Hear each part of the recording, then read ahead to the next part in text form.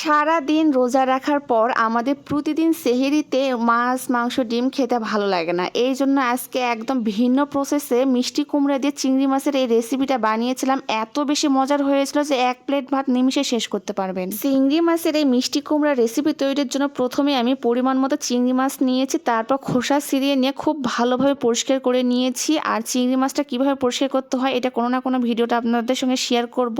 একটা বোলের মধ্যে পরিমাণ মতো চিংড়ি মাছ পরিষ্কার করে নিয়েছি, তারপরে এখানে লবণ, ঝাল, হলুদ আর পরিমাণ মতো আদা রসুনের পেস্ট দিয়ে খুব ভালোভাবে হাতের সাহায্যে মেরিনেট করে এটা এক সাইডে রেখে দিলাম। এখন চলে গেলাম পরবর্তী প্রসেসে। চিংড়ি মাছকে আমি মেরিনেট করার পর মোটামুটি ৫ থেকে ৭ মিনিট রেস্টে রেখে দিয়েছিলাম। এতে মশলা ভেতরে প্রবেশ করবে আর খেতে বেশি ভালো লাগবে। অবশ্যই একটু রেস্টে রেখে দিবেন, তাহলে কিন্তু খেতে বেশি ভালো লাগে। এই পর্যায়ে চুলায় একটা ফ্রাই প্যান বসিয়ে দিয়েছি আর এখানে পরিমাণ মতো সর্ষে তেল দিয়েছি। যেহেতু আমি সব ধরনের রান্না সর্ষে তেলে করি, এই জন্য আমি সর্ষে তেল দিয়েছি। আপনারা চাইলে এখানে রান্নার রেগুলার তেলও অ্যাড করে দিতে পারেন। তেলটা একটু মোটামুটি গরম হয়ে আসলে এখানে আমি আগে থেকে মেরিনেট করে রাখা চিংড়ি মাছগুলো দিয়ে দিলাম। চিংড়ি মাছটা খুব তাড়াতাড়ি ফ্রাই হয়ে যায়, এই জন্য আমি 2 থেকে 3 মিনিট ওয়েট করেছি আর দুই পাশে মোটামুটি ফ্রাই করে এক সাইডে রেখে দিলাম। এই পর্যায়ে ওই তেলের মধ্যে 1 কাপ কুচানো পেঁয়াজ দিয়েছি। পেঁয়াজের পরিমাণটা আপনাদের পছন্দ মতো বাড়িয়ে বা কমিয়ে দিতে পারেন। তারপর ফালি ফালি করে রাখা আমি কাঁচা মরিচ দিয়েছি। মরিচের পরিমাণটা যে যেরকম খেতে ভালোবাসেন সেই অনুযায়ী দিয়ে দিবেন। তারপর অ্যাড করে দিলাম রান্নার রেগুলার হলুদ ও লবণ। লবণের পরিমাণটা বুঝে অ্যাড করবেন যে যেরকম খেতে পছন্দ করেন। এই পর্যায়ে দিয়ে দিলাম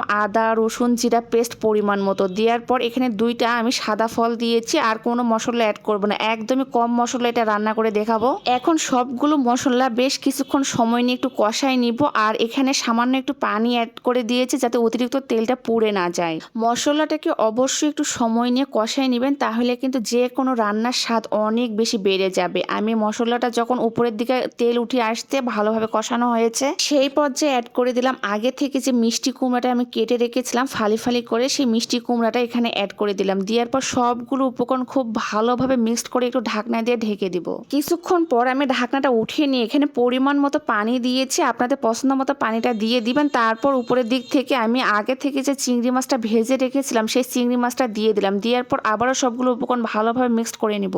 আমার মতো কোন কোন আপু ভাইয়েরা আছেন যারা চিংড়ি মাছের রেসিপি অনেক বেশি পছন্দ করেন? সবসময় তো চিংড়ি মাছ একভাবে খেতে ভালো লাগে না, এই জন্য আজকে একদমই মিষ্টি কুমড়া দিয়ে ভিন্নভাবে রান্নাটা করেছি। এত বেশি মজার হয়েছিল খেতে। সারাদিন রোজা রাখার পর এরকম যদি চিংড়ি মাছের একটা লোভনীয় রেসিপি থাকে তাহলে তো নিমিষে ক্লান্তি দূর হয়ে যাবে। 1 প্লেট ভাত এমনি খেয়ে ফেলতে পারবেন। টেস্টটা ভালো আসার জন্য উপরের দিক থেকে আমি একটু রাঁধুনি পাতা ছিটিয়ে দিয়েছিলাম আর অতিরিক্ত পানিটা শুকিয়ে নিয়েছি। তারপর তৈরি হয়ে গেল লোভনীয় সাথে চিংড়ি মাছের মিষ্টি কুমড়ার এই রেসিপি। অবশ্যই ট্রাই করে দেখবেন।